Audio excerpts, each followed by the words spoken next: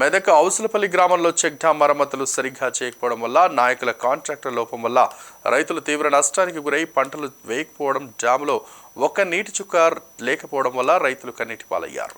ఇది తెలిసిన Nizampet ZPTC Medak assembly BJP incharge Panch Vijay Kumar garu BJP నాయకులు రైతులతో చెక్ డ్యాం దగ్గరికి వెళ్లి రైతులను ఓదార్చారు.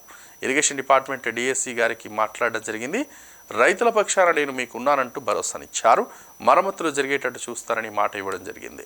రైతులు సంతోషించారు. ఇటు కార్యక్రమంలో పాల్గొన్న వారు కల్కి నాగరాజు, ప్రధాన కార్యదర్శి సుంకోజి రాజు, ఆకుల రాము, అంకం శ్రీనివాస్, అల్లం మధు, ఉపేందర్, వేణుగోపాలరావు, కృష్ణారెడ్డి, బుద్ధి ఆంజనేయులు, దుర్గాప్రసాద్, చింతల శ్రీనివాస్, శంకర్ గౌడ్, రైతులు, గ్రామస్తులు, నాయకులు పాల్గొన్నారు.